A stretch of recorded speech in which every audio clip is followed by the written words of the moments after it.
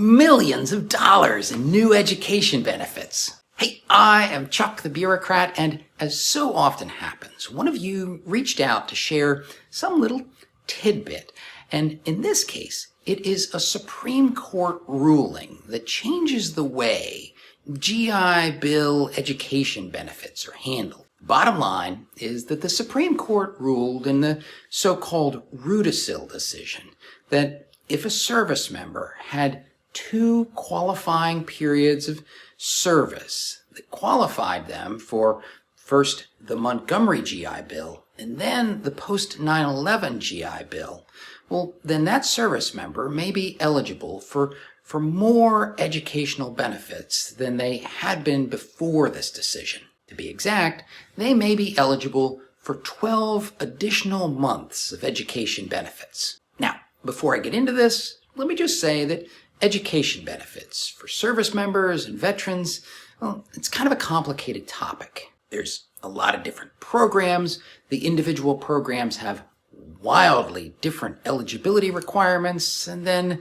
the way that the programs pay out their benefits varies also. So to explain the Rudisill decision, I'm going to only focus on 2 programs, the Montgomery GI Bill for active duty and the post-9/11 GI Bill. And the first key in understanding why the Rudisill decision matters has to do with the eligibility requirements. To be eligible for the Montgomery GI Bill, you have to meet some minimum education thresholds. A high school diploma or a GED or 12 hours of college credit. You have to have joined after 1985, and you have to opt into the program by having your payroll deducted for the first 12 months of service. But the most important eligibility requirement is that if your service obligation was greater than 3 years, then you have to have served at least 3 years. Again, there are all kinds of ways you can shimmy around these requirements, but I don't want to get bogged down with that.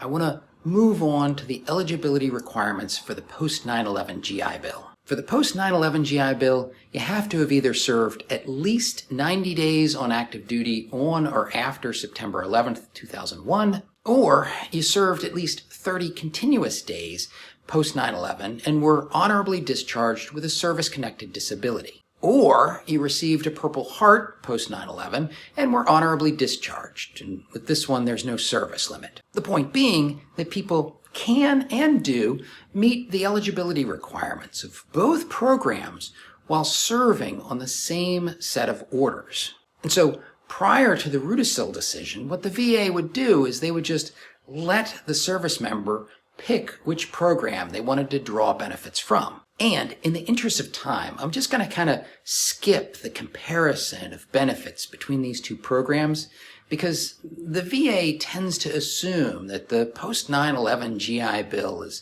so superior that that's what a service member would pick if they had a choice. But here is where James Rudisill comes into the picture. He initially enlisted back in 2000, and then he went on to re-enlist 2 more times.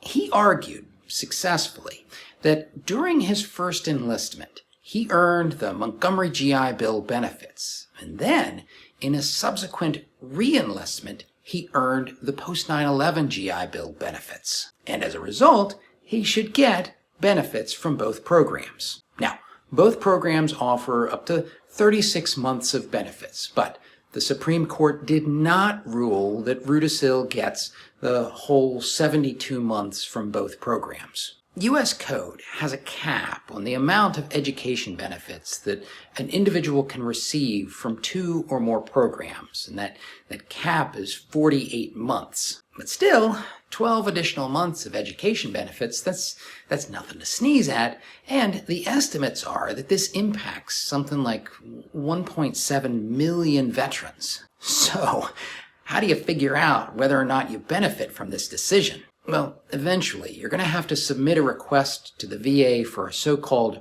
Rudicill review, and I'll explain that in a second. But thankfully, the VA provides a decision tree to help you check the boxes yourself and see if the paperwork is worth the hassle. If you go to this website, and I'll put the link in the description, you can click on little links that help guide you along. And they've got this flow chart, which is nice, but by the same token, neither the website nor this chart is the final authority. Just between you and me, some veterans are just not going to know the answers to some of these questions. So they have to submit a VA Form 22-1995, a request for change of program or place of training. In fact, even if you're certain that you meet this Rudicil criteria, you're still going to have to do the paperwork. The good news is that apparently you can make this submission online. Filling out the form is supposed to only take 20 minutes, and the VA says that typically they process these reviews in about 30 days. What might be problematic for some of you is a strange little fact about the Montgomery GI Bill.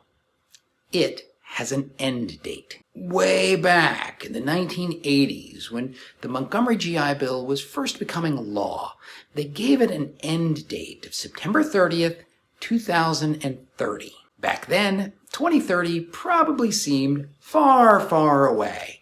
But nowadays, we're ticking down on that deadline. So, with the Rudisill decision suddenly making the Montgomery GI Bill relevant again, well, you got to get your timing right. In fact, there's a whole recalculation of what the VA calls delimiting dates that's beyond the scope of this video, but if it's something you think I ought to cover, let me know.